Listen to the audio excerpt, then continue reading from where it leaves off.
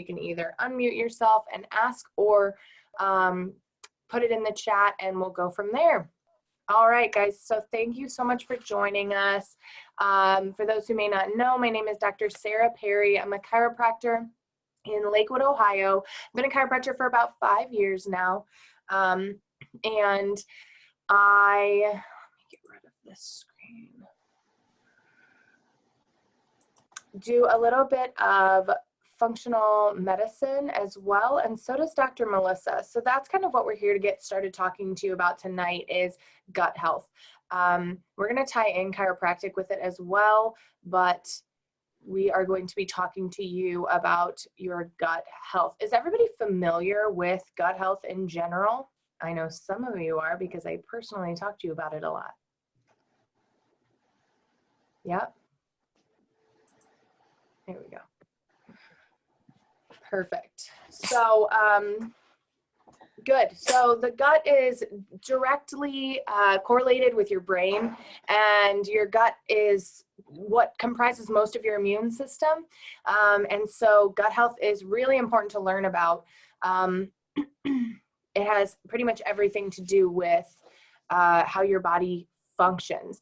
If your gut is off, you can try to balance your hormones, which is our next talk, and it simply won't work because your gut health is off. You can try to lose weight. Unless you do it in a really unhealthy way, it's not going to work because your gut is off. If you, even try to do some counseling for yourself, for your stress and your anxiety to get better overall, that's not going to work either because your gut health is off. Because about 80% of your serotonin in your body is made from the good bacteria in your healthy gut. So to get yourself the best start possible, you definitely want to start focusing on your gut. So this is a picture of Dr. Melissa and I. Dr. Melissa does the majority of the functional medicine in our practice, but that doesn't mean I don't like you guys. That doesn't mean that I can't do it too. There are a select, group of people that I still work with, that I'm happy to work with, or that I've been working with for a long time, that we are carrying forward. But she's just so good at it. And you'll find that out when you come to her stress, food, and hormone balancing talks. She's very well read. So what I love about this is we went to 2 separate trainings. I went to what's called Functional Medicine University, which is over 300 hours in training and all of this. And just keeps continuing. And she went to Institute of Functional Medicine and received a master's degree in nutrition. So 2 different backgrounds. We come together, we put our heads together, and use everything we've got to try to give you the best experience. What I love too about what we are able to do here is that we are able to follow up with you and give you some one-on-one attention, which is of utmost importance. If I say nothing else, you should leave here tonight knowing that if you've got gut concerns or any health concerns, that we will be able to spend one-on-one time with you, and we will be able to have regular follow-up appointments and go on a journey with you, not sit behind the desk saying, very interesting. This is what's wrong with you. Take this pill. See you never. That's just not how we do things. Okay, so just a little blurb about us. So quickly, let's just get caught up on some important terms. So microbiota is the collective group of bacteria and or other microbes that hang out in your gut. Okay, so these are the things that hang out, and they make up your microbiome, which is the environment inside of your gut. The phrase intestinal mucosa, I'll learn a lot. What that means is the lining of your gut. There are mucosal linings all over the body, and they have their own microbiomes too. So we hear a lot about our gut health and our gut lining. These are found within your entire digestive tract. So that's your whole mouth, down your esophagus, into your stomach, into your small intestine, around your small intestines, into your large intestine, into your colon, and out your anus. And those all have their own microbiome in different areas to different extents. These are also found within your mouth and nose. So you've got mucosal linings inside your nose, within your ears, your eyes, your genitals, all along your skin. It's covered in bacteria. Ew, gross. But I Lysol and I Clorox every day, and I wear masks by the dozens, and I constantly antibacterialize myself. Well, you are probably killing some of your good bacteria too, because you are supposed to have healthy bacteria. So it's okay. Don't worry. Bacteria is one of the most helpful things that we have in our body. And then, of course, your respiratory tract. We've heard a lot about that this year as well. So here your gut refers to the entire digestive tract, and then I'll be specific about which reasons we're talking about. That intestinal mucosa, I want to highlight that it says protective barrier. Can you guys see my mouse? Santo, can you say yes or no? Like shake your head yes or no? Yes, you can see it. Okay, perfect. So yeah, so protective barrier, I'm going to turn my volume up too because I didn't hear you very well. Protective barrier here, that's an important term because it is your immune system. I mean, it is your immune system. Everything that you, think of all the places that I just mentioned, digestive tract, skin, mouth, nose, ears, eyes, genitals, respiratory tract. These all have microbiomes for your protection, and that is your immune system. So if I come into contact with something that might have the dreaded coronavirus on it, and this hasn't been proven that it's on items at this time, but if I come across something, my microbiome protects me from it. So I don't mean to belittle it, but these are facts that we should really know. When I come into contact with, and you guys, maybe my sound might not be on my computer, so make sure you do. If you unmute yourself, make sure you do type it in the chat box just so I can make sure I get to it. Anyways, the microbiome on your skin, if I breathe in the air around someone who's sick, the microbiome in my nose and my mouth, those bacteria kill off the bad bacteria or viruses or other things that I come into contact with. It is a protective barrier, and it is our immune system. So just a little bit about that. Let's talk quickly about the basic digestive function of our body. So digestion starts in the mouth. I put something in my mouth and I start chewing. Instantly, and actually even if I just think about putting something in my mouth, like you start craving something and you're like, ooh, that sounds good. I'm gonna have that steak for dinner tonight. You already start your digestion process with that because of your gut-brain connection. So you start making the starch enzyme amylase right away in your mouth when you put something in your food. So the starches that you eat start getting broken down already, travels down your esophagus to your stomach. Everybody has an opening to your esophagus before, I'm going to stand up. So the opening to your esophagus is right here at the bottom of your sternum. And then everything has to turn my left, your left, and go to your stomach to be broken down. What can happen if you haven't chewed your food well enough, or if you don't have enough stomach acid right when food hits your stomach, is you can form a tension in here that causes reflux. Eventually that can turn into a hiatal hernia. That's where your stomach pushes through the opening of your esophagus and makes things really uncomfortable for you. You get bloating and discomfort and reflux. So the first big thing we come into contact with is that hydrochloric acid, or that stomach acid, stomach juice, if you will.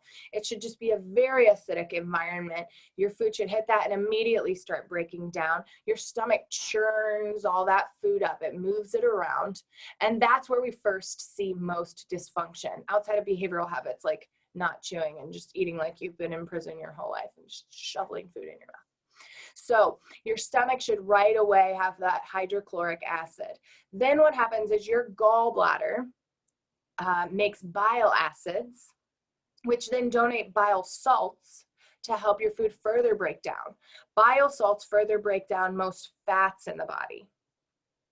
When we see dysfunction within the gallbladder, you get pain around the bottom of your rib cage. It's the type of pain, it's typically on the right side. It's the type of pain where you can't get comfortable. You could stretch all day and you're never going to get comfortable. You have like a really tight muscle spasm or a deep ache that won't stop. It's uncomfortable to sit, lie down, stand. Sometimes leaning forward relieves the pain a little bit, but not usually, and it refers pain up into your right shoulder as well, just to give you an idea. people who have had their gallbladders removed, we are doing a great injustice by not recommending everyone take a bile salt supplement when they get their gallbladder removed. 1/3 of the juices required to digest your food are now missing, as well as an entire organ. And we're like, well, you can live without it. Okay, we can live without a lot of things, but it changes everything for you. You wouldn't send someone home from the hospital with one less leg and just say, well, they can live without it, they're fine. You train them to relearn their whole life and how to function without that one appendage. And this is an organ we're talking about. So just an interesting concept there. The pancreas donates digestive enzymes. This is all right around at the level of your stomach and your small intestine. And these digestive enzymes each have a specific job. There's amylase, which breaks down the starches. You have that in your mouth and in your stomach. There is lipase, which breaks down lipids or fats. And then there's protease, which breaks down proteins. Many people I see who have these indigestion and bloating problems and maybe reflux and all that, this is one supplement that they needed to add to their routine that fixes 90% of that problem or that symptom. Really pretty simple. So your stomach has got to break down all this food so that by the time it gets to your small intestine, and by the way, whenever you see pictures of like your small intestine, you see a little stretch about this much, but really your small intestine and your large intestine combined, if you took them out of your body and rolled them out really flat, which would be a weird hobby, but you can do it, would cover an entire tennis court. So it's a lot of tissue and a lot of opportunity for things to go wrong. That's why when we see people get colonoscopies, first of all, colonoscopy, not colon, large intestine, small intestine, stomach, esophagus, mouthoscopy. And even when you go in through your mouth, it's not, and look at everything. It's just like a small stretch of what we have to work with and the amount of dysfunction we can potentially see. So people will be like, my colonoscopy was all clear. And I'm like, average news, but so, I'm happy. Like I'm happier that you know, you didn't see anything wrong, but the things that you'll see wrong if you get that done are like tumors, fistulas, really serious markers for inflammation or ulcers and bleeding. We definitely don't want to find anything on that. But is there a lot of room for things to go wrong without that and that you won't even see in a picture? Yeah, and that's kind of what we're here to talk about. All right, so then of course, most of the microflora, each of these areas has your own microbiome, all those bacteria and those things that I'll go over that live in there.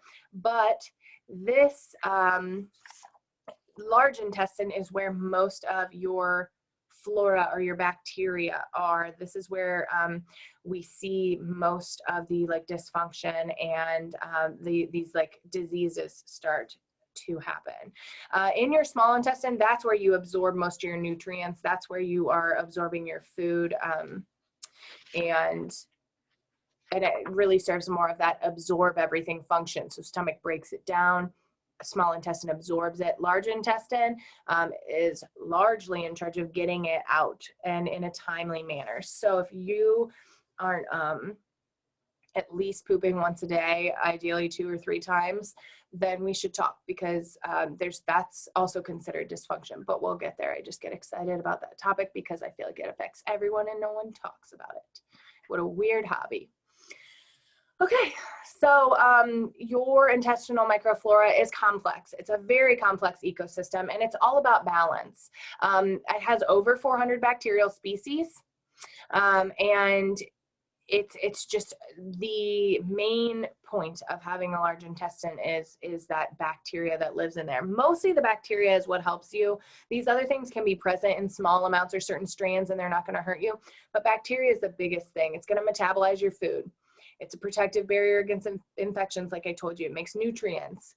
And researchers are honestly, so by the time things make it to mainstream research, they are like very well studied. So we're at the beginning of tons and tons of studies about what your microbiome can do for you. But so far we know they definitely impact health conditions like arthritis, heart disease, and cancer. So either they're predisposing you to that or they're protecting you against that. It's your choice. So of course we now are mapping all the normal bacteria. We used to just know there's good bacteria and bad. Now we know what they're called. We know their families. It's not a fun thing to learn because it's just a bunch of strange names. But it is true. We have started to map this, which has been a really important step in the research.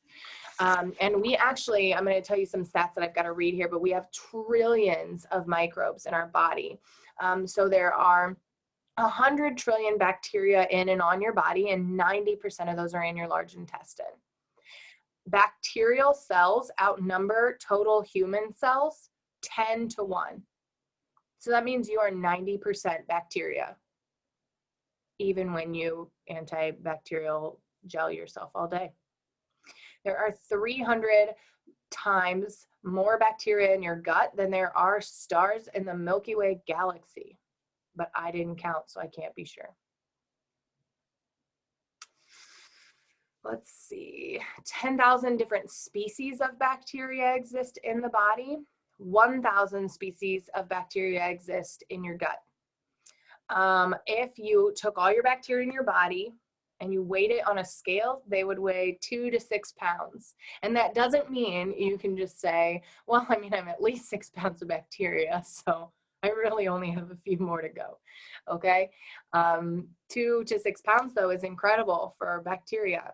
And then your microbiome provides more genes that can contribute to human survival than the human genome itself. So your genes, you have like 22,000 different genes, but you have 8 million different bacteria that lend themselves to your genetic expression. Huh, crazy. That one blew my mind. And then unlike your DNA, your genes are what you get. And we study epigenetics now, which is what the ability that you have through your lifestyle habits to affect your DNA. And the microbiome is part of that. So the microbiome can be changed. Your gut health can be changed. It's influenced by what you eat and expose yourself to, how much you sleep and how much you exercise and the environment around you, and you can change it, which is incredible because you can. It's not even about you when we start talking about epigenetics. It's about your legacy. It's about your children. It's about your children's children, your children's children, because they are going to be the ones who are benefiting from the amazing choices you make. And then that makes like your 20 pounds you want to lose seem kind of like a little less important, because we're talking about generations of people who are healthier or sicker based on what we do today. And we know that that is true now. So what is in your gut? I've been talking about bacteria a whole lot, but you also have protozoa. Protozoa can become parasitic organisms, but not all of them are parasitic, but they are present. And if they're in the right numbers and the right types, that's fine. Fungus or fungi, like I'm just a fun guy. That one is only bad if it is candida. There are different strands of candida. And that's also the yeast. So then there are some other microbes too, but mainly it's just a variety of different species. They're all interacting with each other.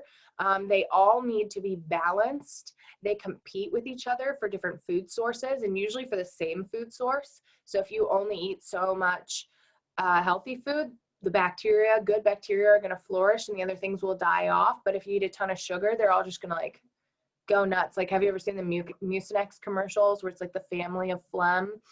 I just imagine that's what happens in a bad gut bacteria. They're all just like, and it's like this gross festival for them. But one species waste is also another species dinner. So some things provide waste when they are metabolizing, and then the other things flourish based on that waste. So it's kind of interesting because you can increase one population of a species and it may decrease another, or vice versa. Different areas of your gut have a different microbiome. So depending on what you're aiming for, you can do it differently. Food sources and the acidity and temperature of food can really definitely affect all of this in a big way and in very different ways. That's where we see like food sensitivities and stuff, types of foods, temperatures of foods, how long it's been since you cooked it. We can see all of that changing and affecting your microbiome. And then you react like you've had something that's going to potentially make you sick, or you react like it was delicious and healthy and great.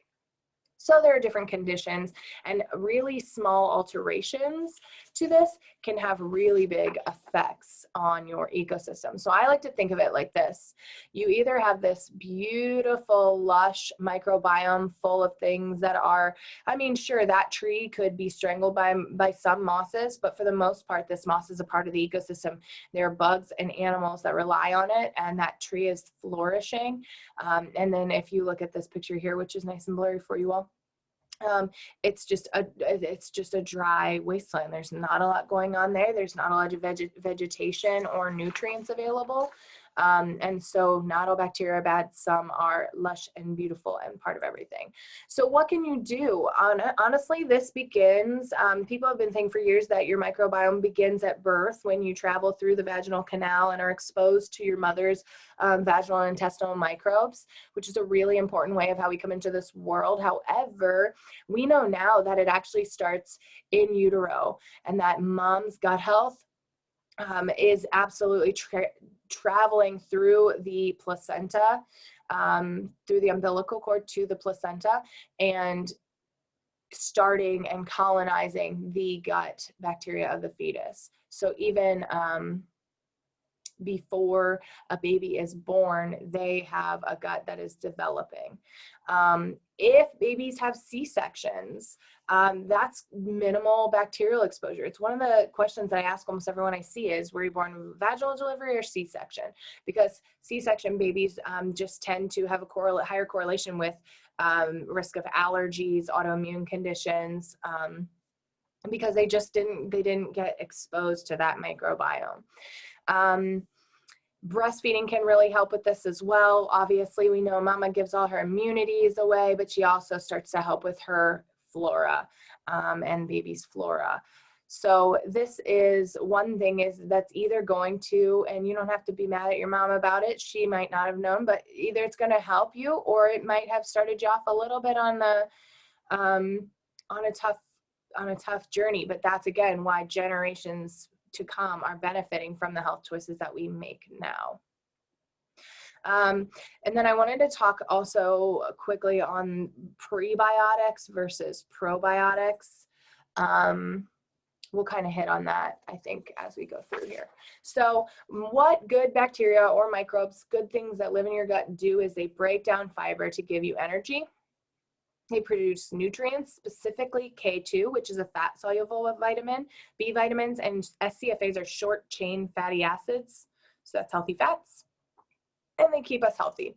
Obviously, we're avoiding certain serious diseases and degenerative conditions, inflammation, but this regulates our immune function, prevents growth of harmful microorganisms, so they're like your little soldiers. It's like the frontline soldiers that are ready for battle to protect you from your environment or anything that's not welcome from your environment. Some indigestible foods, which is what a lot of fiber is, it's just hard to break down, start to ferment in your gut.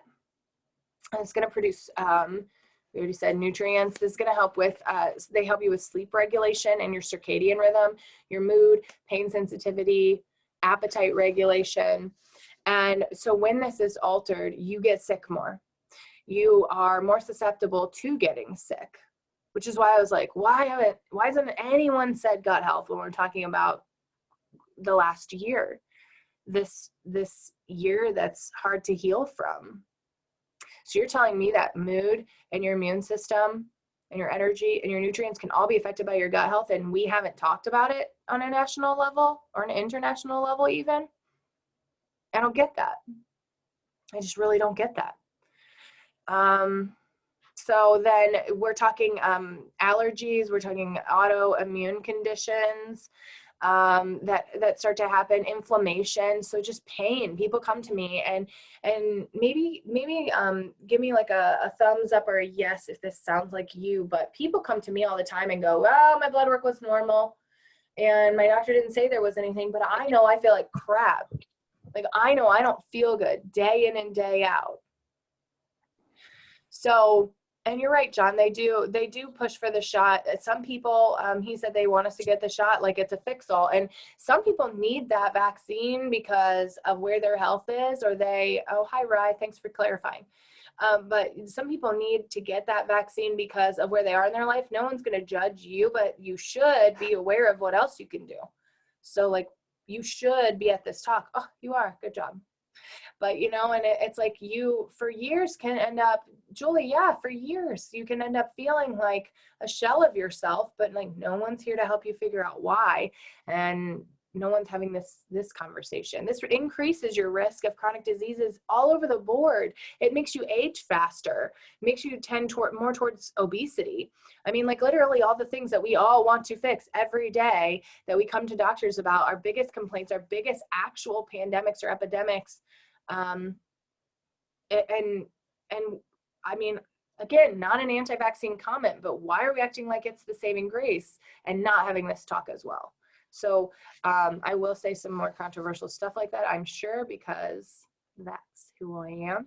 And it's not intended to offend you, but understand that I live in a world where we have known this for a long time. I talk about this to every chiropractor and person that I know all day, every day. So like, this is my world. It is littered with people talking about like gut health and finding the root cause and like all these lifestyle changes. So just like your reality might be different and you might go, whoa, she's saying things that are way different from what I'm exposed to.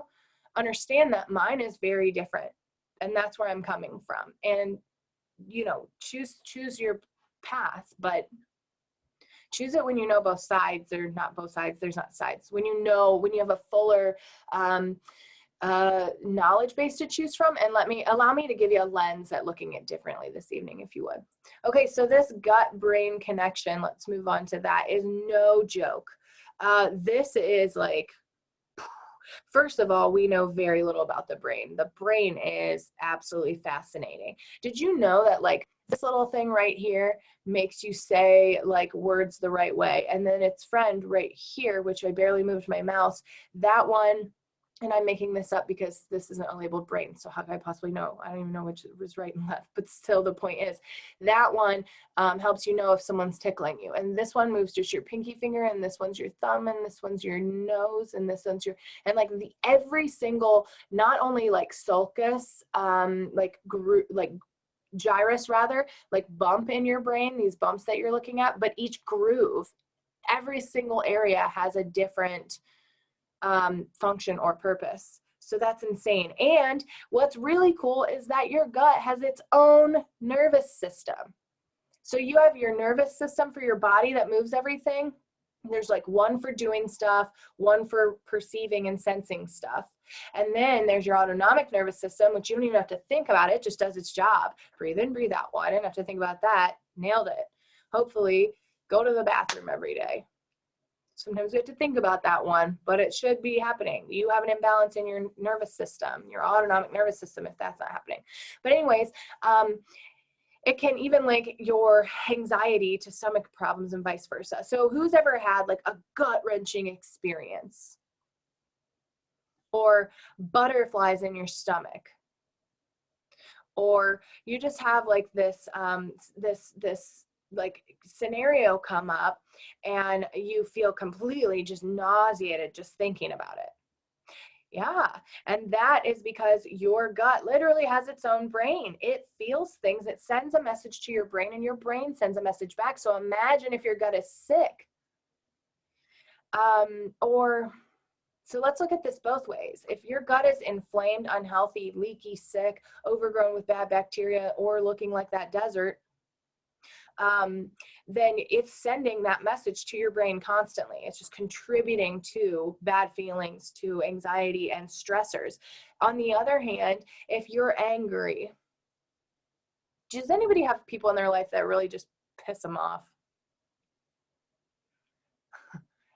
I just am looking at you, Santo. I literally only asked that for you, but I know you do, everyone, and I'm sorry to use that term, but I mean, man, people get to me, and I'm sure you can all relate.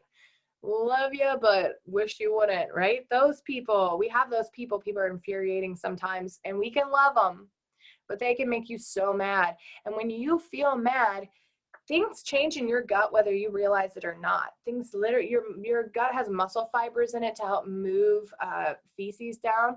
And which is lovely. And they literally tighten, just like your other muscles. Just like you get mad, you kind of clench your jaw or you clench your fists, your gut tightens too. Ooh. And then you're not going to go to the bathroom for a little while after that because you were in fight or flight. So sadness, even like joy, pure joy, definitely they all send messages to the brain through chemicals and vice versa. So this is absolutely,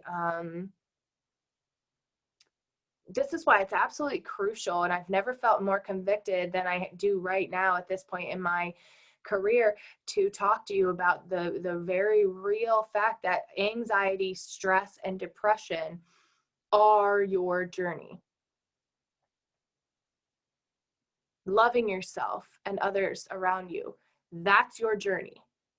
Your health goals, your leaky gut, your SIBO, your candida, your weight, your back pain, that's on your journey. That's like, psh, got it. Take some supplements, do this, do that, you'll get there. What is your journey is stress, anxiety, depression, loving yourself. That is your journey. And if you are afraid of it, that means you got to get on the train to Happy Town. And so we are definitely trying to do some of that here too, but that is a huge, that is the journey right there. The brain has a direct effect on the stomach and the intestines. So we already talked about that, and my notes are behind me. Let's see. So good. Okay, so we said most of that. So with different functional gastrointestinal disorders, it is difficult for your body to heal your gut in any way if you aren't also looking at your emotions. And that's why we see a lot of people with these gut disorders going through a lot. You guys all know Savannah at my office. If you come in, right? Savannah, she's our newest assistant.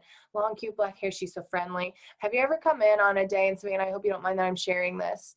Have you ever come in on a day, so normally she's like a ray of sunshine.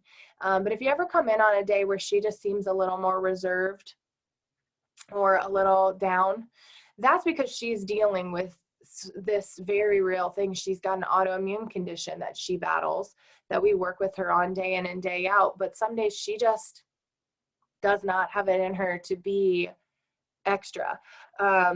Let me show you though what this girl does. She's a ray of hope and positivity. So it makes her feel better to encourage others. And tonight she sets this post-it down that says, "You're going to kill it. I can't wait to listen. Good luck and keep inspiring." And we all get these little post-it notes all day, every day. And it makes this work environment a better place. And if you've ever been in a work environment that's not ideal for you, you know what that really can do for your well-being. So if you don't have someone like that where you work, be that person. Do that. Leave a note, leave a positive message somewhere. Just be there for someone in some way, in your family, in your home life, at your job. And understand that this gut-brain connection truly is affecting all of us every day, autoimmune condition or not. So then we also have to talk about within the idea of the nervous system and its tie to, give me 1 second here, Santa, I see your question.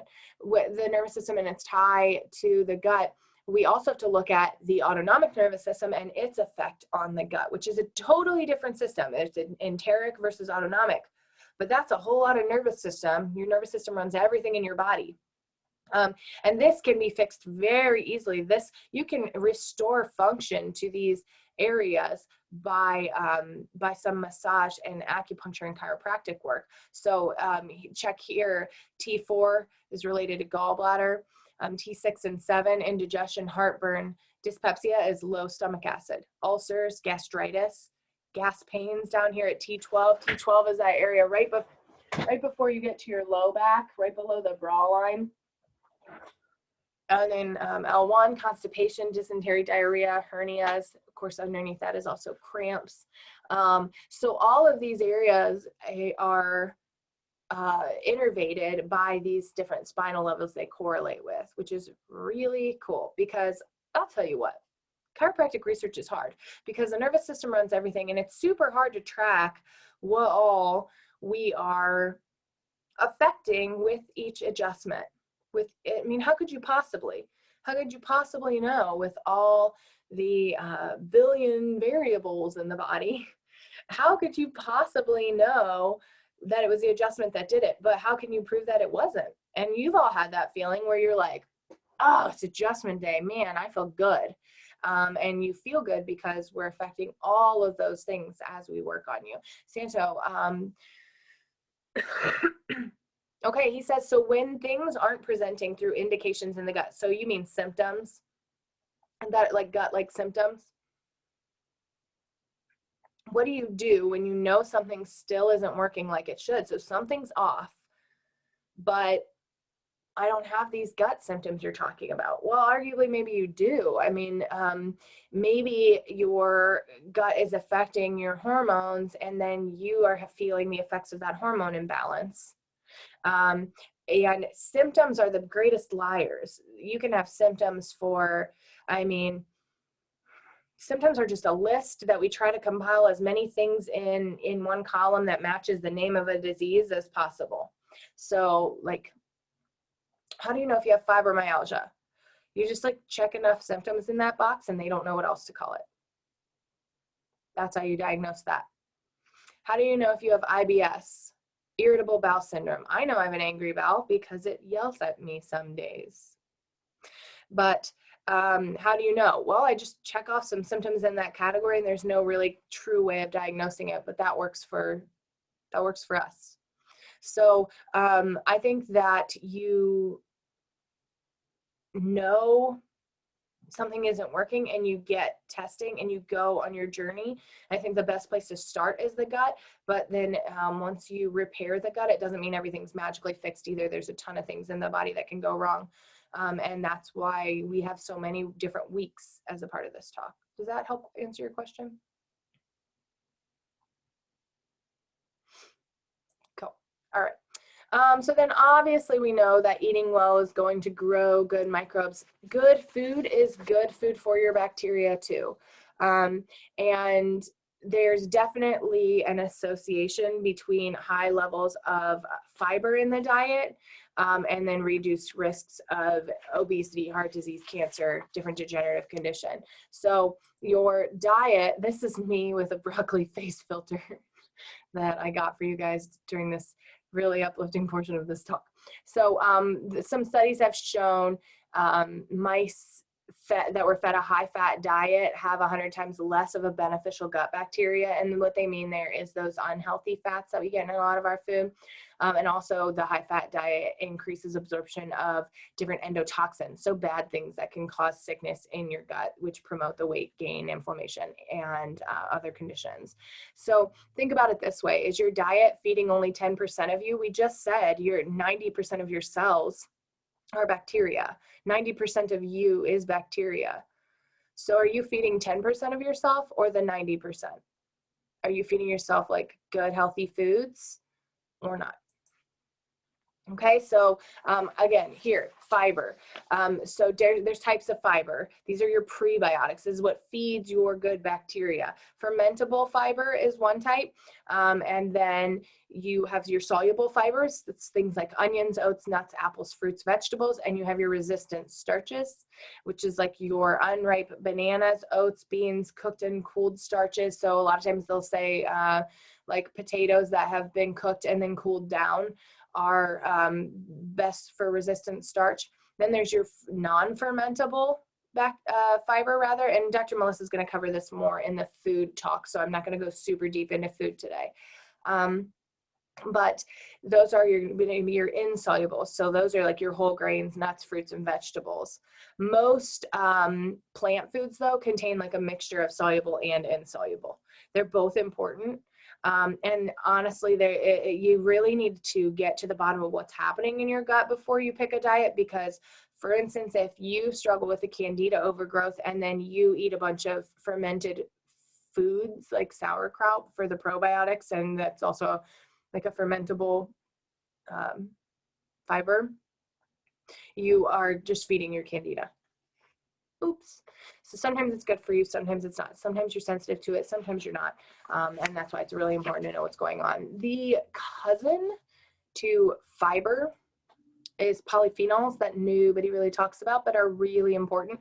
So these are antioxidants. They kill things like free radicals in the body and things that would otherwise cause scary diseases like cancers. So they're found in different vegetables, again, nuts, beans, seeds, and then there's different spices. So that's why turmeric is all the rage these days. That's why garlic is good for you, ginger, cinnamon.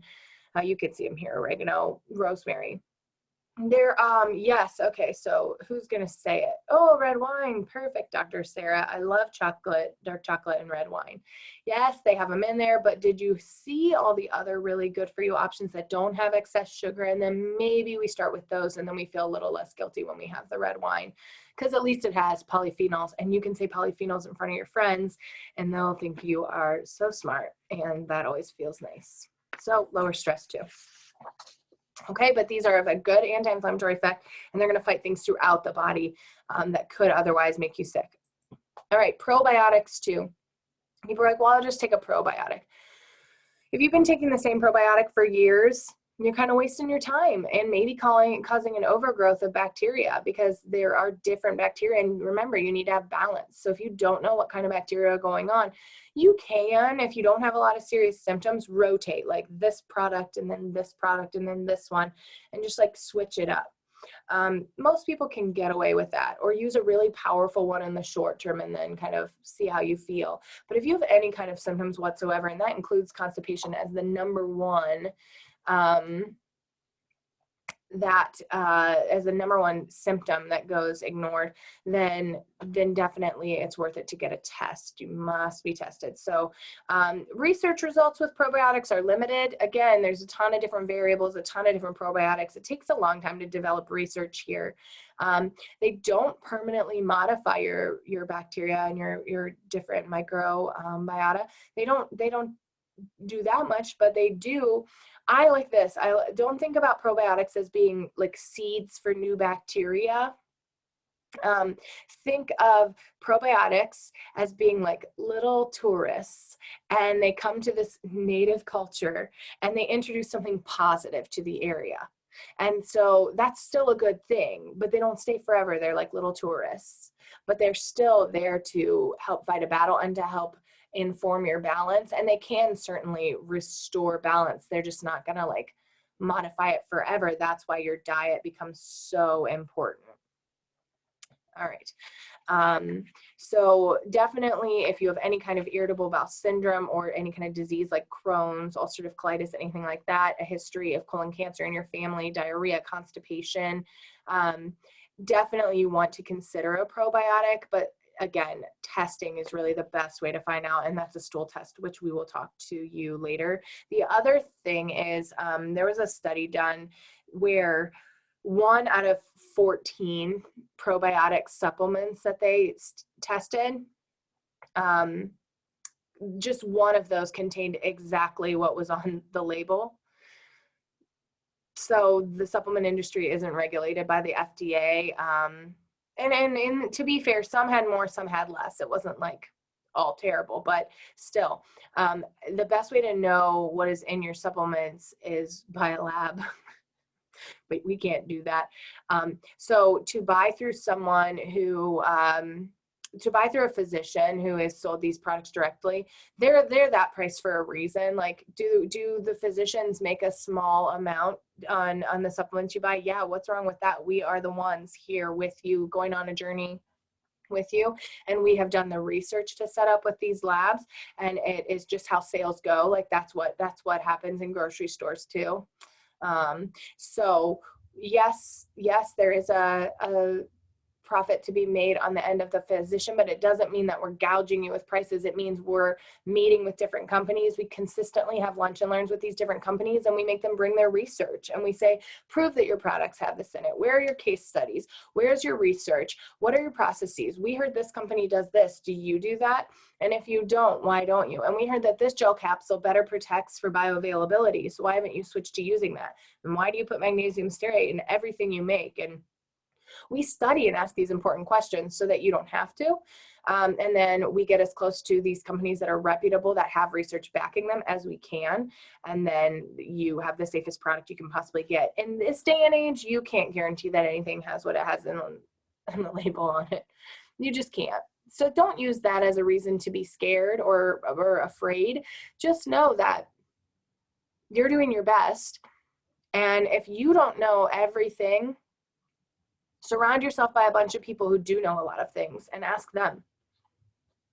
Life isn't about knowing everything. Life is about surrounding yourself with people and asking important questions and going on your journey and feeling empowered in that, so that your stress levels go down and your gut feels happy. All right. But you can certainly like compare labels of CFUs and things like that. So in probiotics, you've got a couple of numbers you want to look at. You can look at like the numbers of the different strands that are on there. That's like the family or the class of species. And then how many CFUs, that is the abundance of those. So most people do, like a lot of people do fine with 10,000 in that number of CFUs, but most people find a more therapeutic effect when it's at least 40,000. That's just like a general rule if you want to jot that down. So with this world we live in, what could possibly go wrong? And one of the things that I see on this slide is, you know, just that you might not have all the worst habits and you might not have all the best habits, and not any one of these things, like laying on your couch all day every day or taking a bunch of different pills and medicines over the counter and drinking and cigarettes and this starchy white processed food and even vaccines. Like I put it up there because we are like heavily vaccinated compared to even when I was a baby now. But not one of those things is the enemy. It just altogether is a huge toxic burden. The average child is prescribed antibiotics 10 to 20 times by the age of 18. I don't even know if I've taken antibiotics that many times in my life. Man, I hope not. And I mean, so are antibiotics the devil? No. What? I recommend all the time that people go be put on an antibiotic for their SIBO. Yeah, that is a generous number. You're right, right? But I recommend all the time if people have a very severe gut condition that they're going to need more medical intervention. It's there for a reason. But when we overuse it, we wipe the gut clean of the good bacteria. Think about it. It's an antibiotic, antibacteria, anti-microbiome pill. And then we take things like NSAIDs over the counter, like ibuprofen, and that wrecks your gut lining. The vaccine schedule is like, I don't even know the multiple, but it's much heavier than even when I was a baby.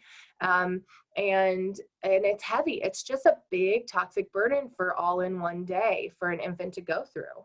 I mean, is it wrong? Should they not get it? I don't know. It's your choice.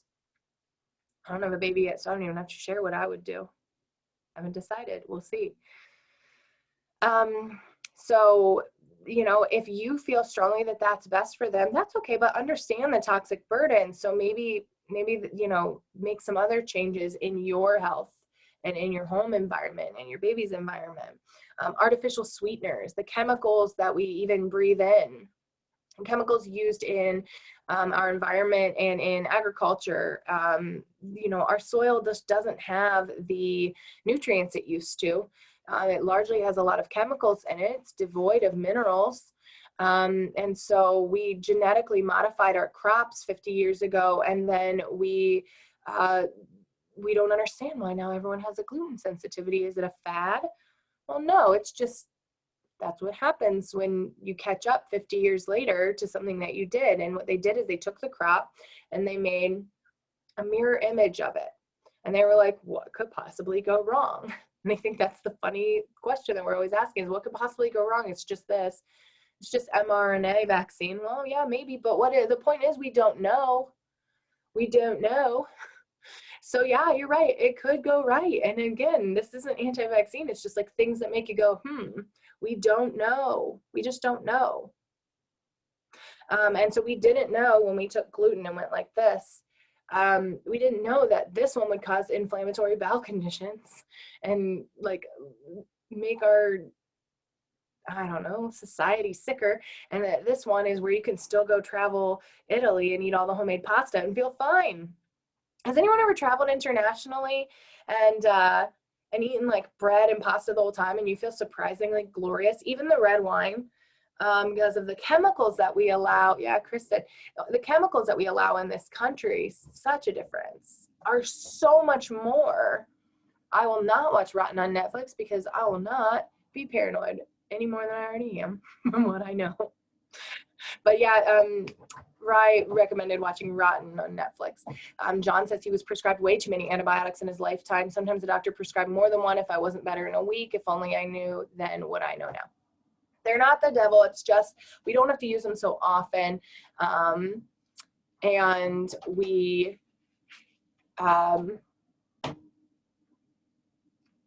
just what could possibly go wrong is the point here. This could go wrong. Your entire gut microbiome could go wrong. Beauty products are a huge food dyes in our food, especially like, this gets me.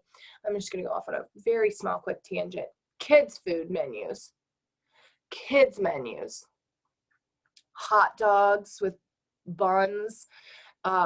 Fried chicken fingers in unhealthy oil, like covered in starch and sodium and preservatives because they were frozen. Fish sticks. I don't know what that is. Chicken nuggets, like these kids foods. Like, can we normalize kids food is adult food? Can we normalize that that like meat and veggies is like the way to go? And if you decide that your body doesn't do well with meat, that's good too. But like fruits, veggies, fiber, can we just like not have a kids menu? Can we just have small portions menu? Because I would really love to have about half the portion size that they serve in most restaurants anyways.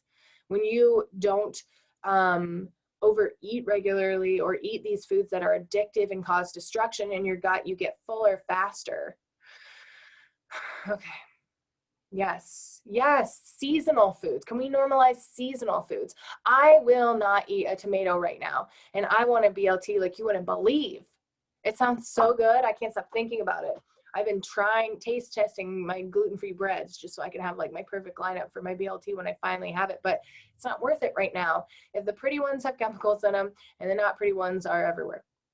Eat what's in season. It's so simple, but we just don't do it. Okay, what could possibly go wrong? And this is another thing is, are we too clean? So all of this hand sanitizer and like, I get this lady's get up in a hospital scenario. I get that, okay? She's probably in a COVID unit and she's got to protect herself and her loved ones. But this is not reasonable for life. Like, can you guys, my chat box isn't covering up the PowerPoint for you guys, is it? You can see okay? Probably. Otherwise, someone's like, okay, perfect. Thank you. So, but all these like different cleaners and soaps and constantly wiping down everything and constantly sanitizing everything. It's just this like aversion to getting dirty. This aversion to some of these bacteria that you could be exposed to, and that's just life. You should be exposed to these things, and you won't have as strong or as abundant of beneficial bacteria if you're not, because I mean, which soldiers would you rather have? The ones who just like work out regularly and have to like kind of show up and fight battles every now and then, or the ones that have like the reserves, there's like snoozing? Like, I don't know. I want somebody experienced. So I'm going to just slowly eat dirt and expose myself. That's true, though. You do eat dirt. I drank from the hose when I was a kid, and I showered from the rain gutter. And my mom was like, well, this won't do. We must re-shower, but not tonight because we're tired tomorrow. You'll be fine. Yeah. And I'm all for hand washing, but like, I don't know, there's just a lot of stuff that is due to fear we just went way extreme on. And I even get that. But it's done now. And if you're waiting for permission, stop sanitizing your hands. Go back to just washing them a normal amount. Here's your permission. Ditch the gloves. Please don't tell me you're wearing gloves. Ditch the gloves. You don't need the goggles. You don't need this. And soon we won't need masks and we'll be okay. And you or your loved ones might get sick. And, you know, I really hope that you don't have to deal with a whole lot of deaths, but it is a part of life. And I think we need to just get back to that. And I think we should just get back to eradicate the fear instead of the bacteria, because these antibacterial hand gels aren't even antiviral hand gels. So that anyways, get healthier habits. So swim in a natural body of water, get a dog, play in the dirt, plant a garden, like spend time outdoors, open your windows, get your hands dirty, shake hands with people you meet, pull your mask down for a second and give them a cheesy grin. And then if you want to pull it back up, pull it back up. But like, let's get back to it. Can I get an amen? All right. Thank you, John. Thank you, Santa. Oh, you guys are the best. Okay, my favorite, constipation. So to many people, constipation is like, well, it's just an aggravation. Man, I want to go, or I don't feel good, or I feel bloated, or my skinny pants won't fit. But to others, it is actually a daily agony that has affected their life. Even sometimes since they were a little kid, they have like this fear associated with this habit, and these are the people that like can only go in certain places, or like cannot go in front of their spouse, which I'm like, hello, this is a lifetime you're spending with this person. I mean, you don't have to like in front of, you know what I mean? These like anxiety filled folks, but they don't understand. They don't understand that this is seriously dangerous and can even be deadly. Like, this is where it starts. If you get backed up, you have all these, so that we said earlier that the large intestine is for the waste products to get to and then be excreted out, right? And so what happens is your junkyard of waste sits in your colon, which is, by the way, absorbing water. The only thing that the large intestine do is absorb water to prepare you for a bowel movement. And that water is suddenly like tarnished. Constipation is so widespread. So like it's 16% now, and 1/3, so 33.3% of those older than 60 have chronic constipation. It's a reason for millions of clinic visits each year and more than 700,000 emergency department trips, because it's painful. And it affects a lot of lives. The number of people admitted to the hospital primarily for constipation has more than doubled since 1997. More than doubled, guys. That's so much not pooping. The cost of that care, along with what we spend on over-the-counter laxatives, runs into the billions of dollars. Guys, I have so many children that come in here for functional medicine and chiropractic who are on Miralax. Like, there are so many.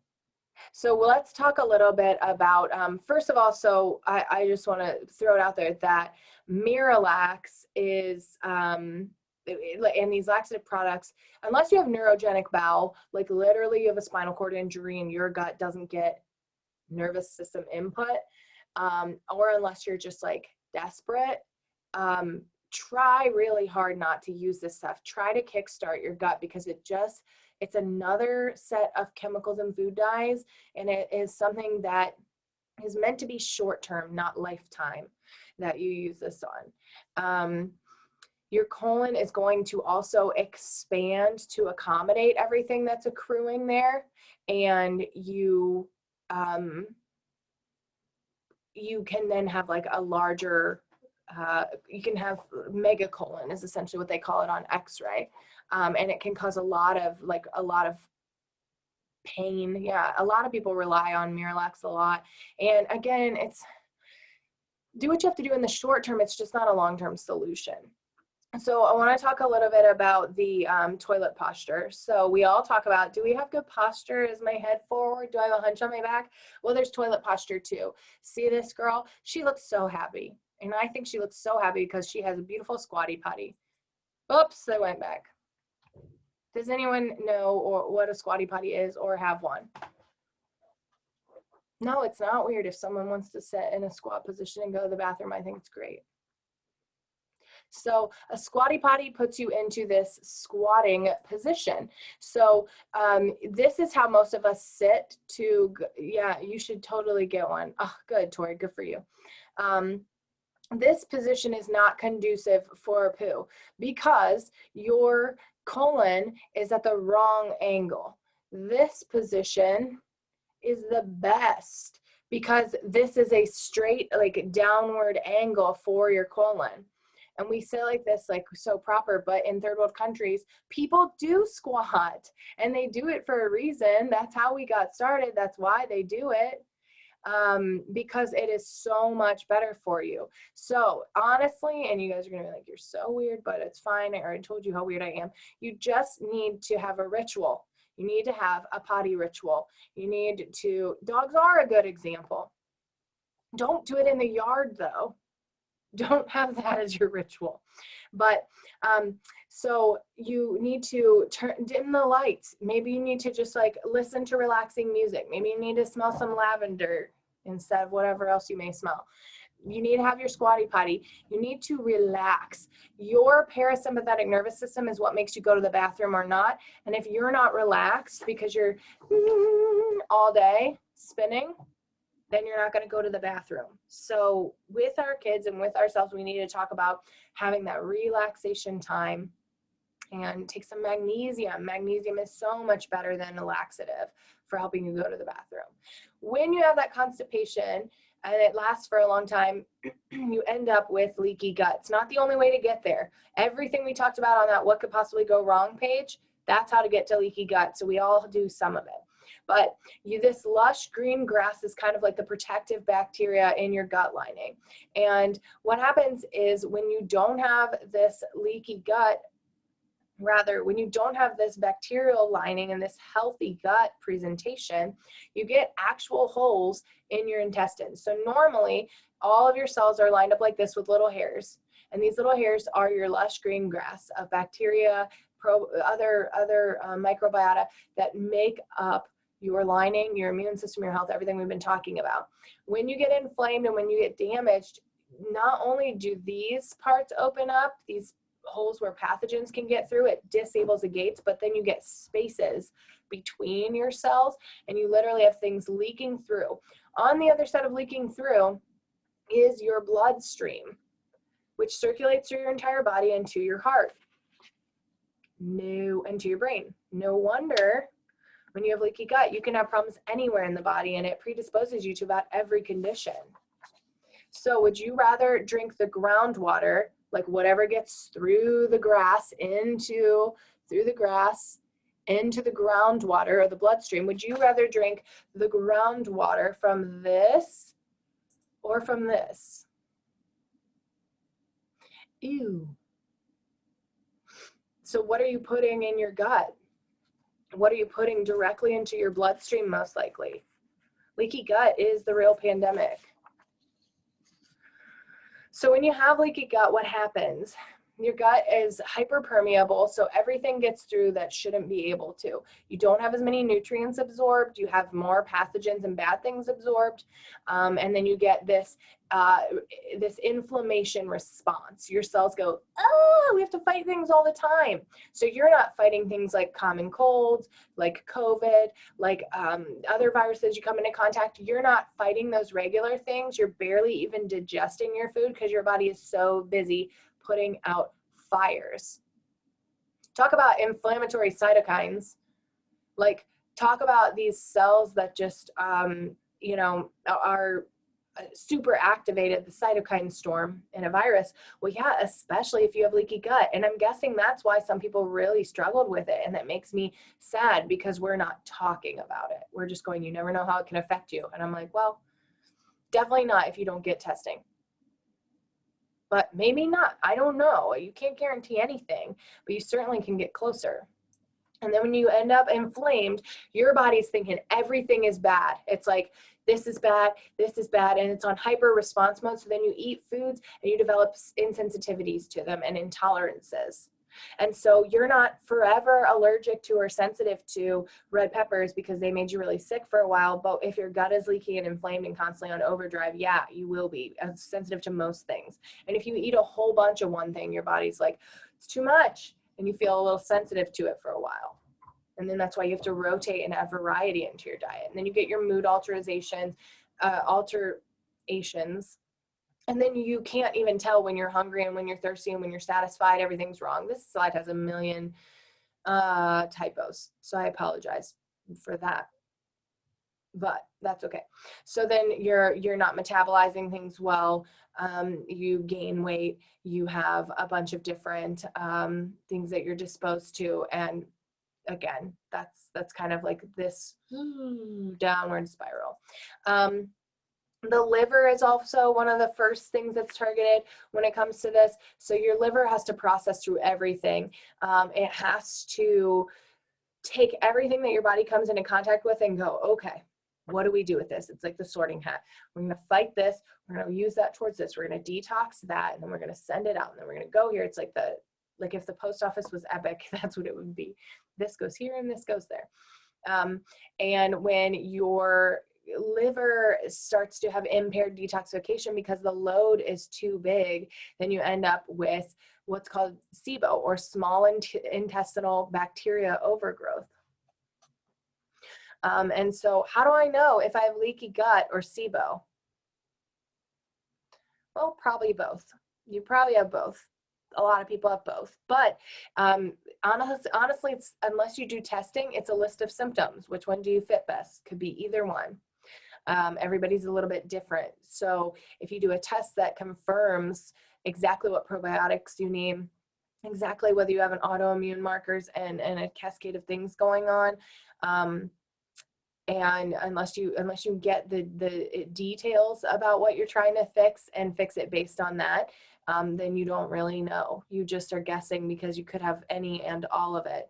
And then of course, once you have this SIBO, it leads to this impaired motility. That means you're getting constipated or backed up. Your gut microbes are off. Some things are overgrown. Some things are undergrown. You're constantly inflamed. So it's all kind of the same. Do you guys see how it's like the same picture, but different picture, but it's like not? So in the world of functional medicine, and this is frustrating for a lot of people, it's not about finding the correct label.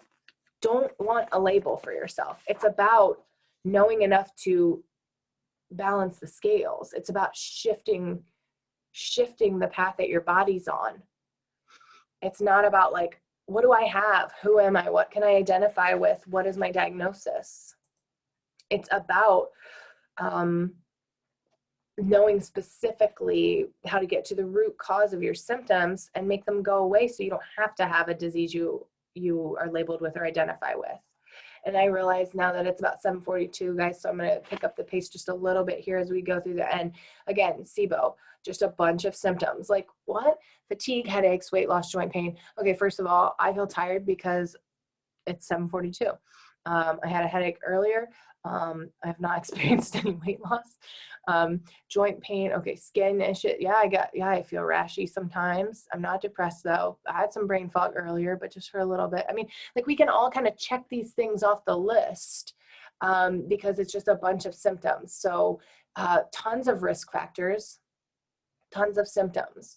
So I don't mean to sound like a broken record, but till you know, you don't know. And people say, I don't want to get a test because what if I find out all this stuff? And I'm like, that's the best thing that could happen.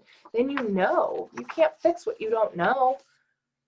Just know. Like it doesn't mean anything. You're gonna feel the same way. You either have cancer or you don't. You don't need someone to label you with it for it to be real. You probably don't. You especially will be less likely to have it if you change your habits and get testing done that helps you improve your health specifically. This is Candida. The thing about Candida is it's known as the great mimicker. It can mimic every other thing that goes on with you. So the best thing that we have to go by is if you have frequent infections of things like thrush or yeast that you can actually see, these pictures are gross, on your mucosal membrane, sinuses, athlete's foot, or this also can attack your urogenital system. So frequent UTIs is a common thing too. That can be a sign of candida overgrowth. And you treat candida much differently than you treat SIBO. You treat leaky gut, the underlying leaky gut that it causes, all kind of similarly. So how can you tell what's wrong? And these pictures are blurred out because of the like type of results and everything. But anyways, you get testing done. These are 2 sample reports for some of the tests we do. So this one on the left here is about, there's different categories of inflammation and dysbiosis, metabolites, your immune system, maldigestion, etc. So these different, they rate you and tell you what markers are off in different areas, and then we know what to fix and what might else be going on in your body. This is a test where they test you for all of your antioxidants, vitamins, minerals, fatty acids, exposure to toxins, propensity towards leaky gut, etc. So if you have done a test similar to this, could you just say, well, you don't have to. If you want to, if you could say, yeah, I did that, and it wasn't so bad. Some people are like, I just don't want to get the test done. Well, we have a phlebotomist that can do it at the office, or we have a simple kit that you can do. And it definitely can help. So there are tons of people who have gotten these tests done, and they're not all the end of the world. It just, thank you. So it's not the end of the world. It's just like one of those steps you can take to know how to improve upon your health better. So that's what functional medicine is. We seek the root cause, we participate, we are on the journey with you. It's safe, it's evidence-based as much as possible. We are constantly doing more research, which is why it's important that we keep at it. It's proactive instead of reactive. It's very holistic. It's whole body minded, restorative, personalized, patient-centered, like these things that we all know we want. That's what functional medicine is. The treatment is usually we have to get to what the underlying cause is. Sometimes it's a longer journey because it takes several tests, because once you start to fix one thing, and if things aren't completely resolved or better, you've got to find out what another underlying cause could be. The whole time though, understand that if you have not met your goal, you are still learning about your life. You're preventing chronic, serious illnesses for you and for generations to come, and anyone else you instill with these habits. So understand the bigger importance of what you're doing for your health too. But it's biochemically individual because it's based on test results. There's not just one pill for every person, like with thyroid conditions. Everybody who's hypothyroid has levothyroxine. What? I'm not the same as anyone I've ever met. And I would be on the same thing, just like a slightly different dosage. It just doesn't make sense. The body's way more complex than that. And it can really help sometimes, but so can natural supplements. And this can be, thyroid, for instance, can be an indicator that something much bigger is going on. So one-on-one support, we help you make lifestyle modifications. Yeah, you're right, John. We should do a test for you. Okay, and then so I can't always tell if it's private or to everyone when you guys are messaging me. So I apologize if you're not seeing the chat and I seem erratic. That's why I'm just trying to answer these as we go. But a supplement plan with end dates. So not just take it forever, but yeah, you're gonna have to take it for a while. Why? Because it just takes a long time to get caught up and to heal from what you've been putting your body through. 2, what you're exposed to still every day in the world. And 3, like to get you to where you truly want, you're not trying to just return to something, you're trying to set a new baseline. So it does take time, but in the grand scheme of your life, even the lives of future generations that you're affecting, it's not that long. You have everything to gain from it. I know, because I went through it and I'm still going through it. And you have everything to gain from going on this journey. And then a lot of times we recommend chiropractic care too, because the nervous system runs everything in the body. We do different like visceral massages for abdominal pain relief, hiatal hernia releases. We adjust the areas. We balance the tone of your different fight or flight or rest and digest parts of your nervous system. Chiropractic is amazing. And so is acupuncture. I don't know as much about acupuncture as I do chiropractic care, because Dr. Melissa is the expert there. But it definitely balances the different meridians of the body, which is like another energy system within the body. It's been around longer than any of our longer than any of our modalities of healing that we use in this part of the world. So it's just proven and amazing. And then of course, massage and exercise. Those are kind of givens, but like we mix a little bit of exercise and active rehab into most of our massage time here. And we're actually working to actively add more of that to that one-on-one like rehab approach, as well as lay down and pet me, because that feels so good. Okay, so we get a lot of testimonials. You can find all these on our Facebook page, so I won't read the whole thing, but this person, you know, was sick for 6 years. I know we have people on this call who could give a testimonial too, so thank you so much for being here with us. Like you guys are the, you know, you are all the reason why we're doing this, why we care, why we're like seeing results, why we're just on this path, and you're part of it. Like you're not a patient, you are the future of functional medicine. You're telling your friends, you're healing, like you are the movement. So thank you. And this is just another case. We're bouncing around through multiple doctors, this medicine, that medicine, run this test, run that test, and finally getting to the bottom of feeling like someone who cares. That's a big part of it. And someone who has the time to meet with you and doesn't have a wait list that's like months out. Yeah, acupuncture helps so much. It really does with so many things. And just having like lots of resources too. So if we don't know the answer or if something's not within our scope, we have we have like the resources to get you to those people. Tests are not hard or painful. They're usually a collection of saliva, blood, urine, or stool. And so we have a really good phlebotomist. I don't know if you guys have met Erica, the phlebotomist that's here a couple times a week, but she's awesome. My mom's a nurse who's like really proud of her needle skills, but I don't know, Erica rivals her. And I can only say that because I don't think she's on this call. So no, they're not painful or hard to do. If you put it off forever, you'll make up in your head that it's this big thing that you have to do. And really all you have to do is collect something that you produce every day or every other day. Okay, chiropractic and acupuncture. So this is just an example of how we can use different like muscle testing, or how we can work on different areas of the body to help you feel better. And then of course, some of the things that acupuncture can benefit you, ways acupuncture can benefit you. So immune system, blood circulation, digestion, I mean, sleep quality, blood pressure. We have a patient who can do,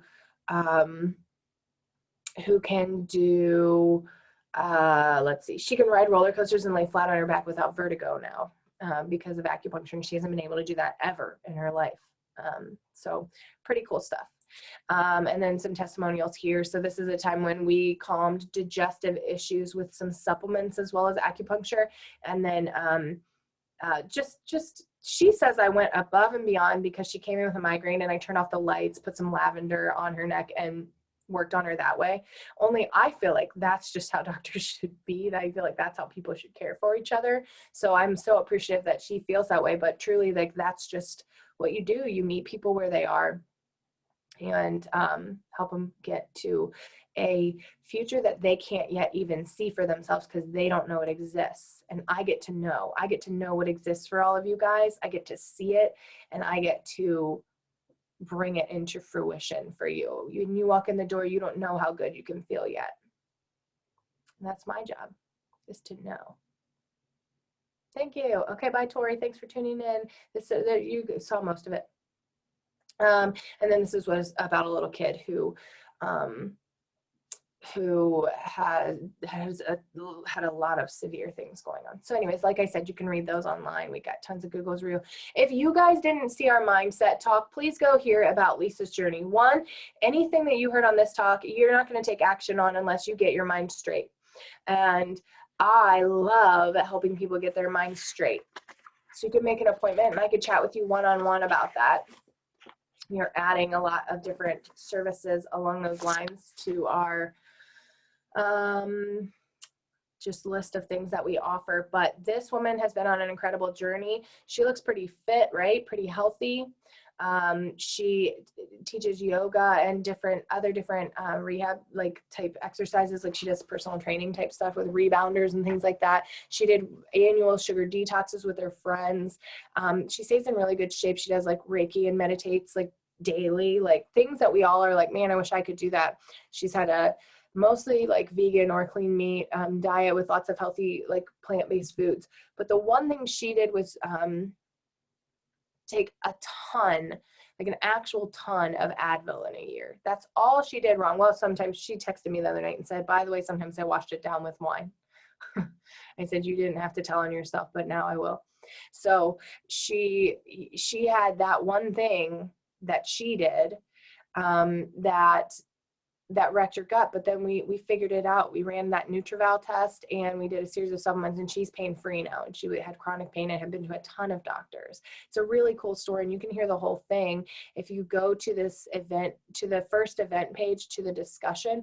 You can still see that Facebook Live video for a while, and these recordings will be available for a little while, but then we are going to I think reuse them as like a course people can opt into to watch to get caught up on what all we do.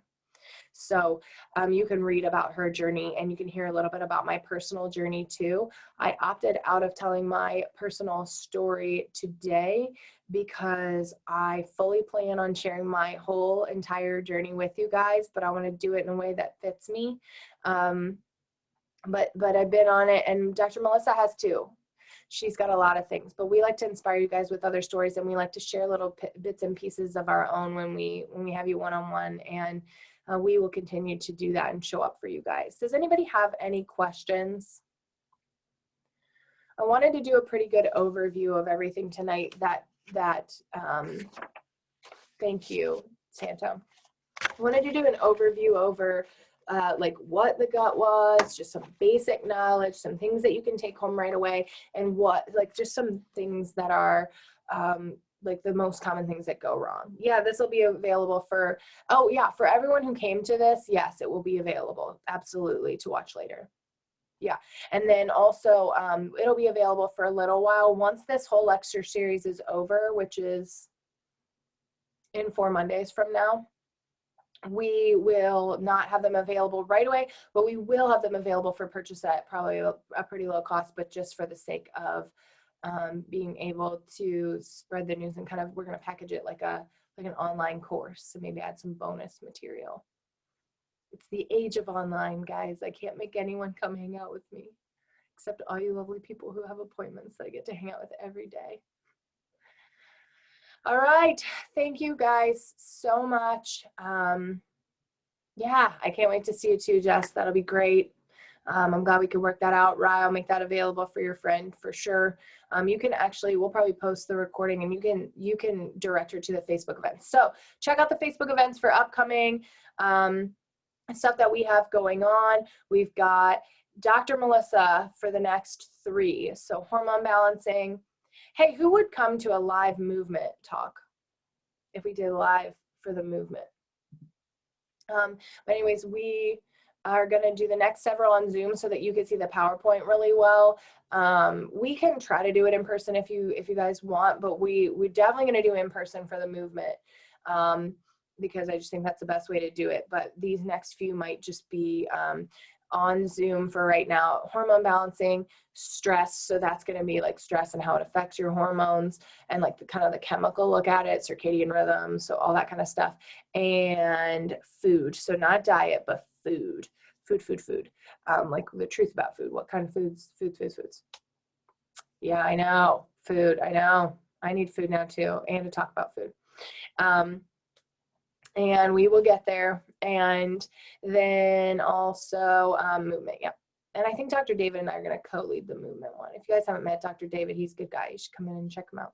All right, well, I hope you guys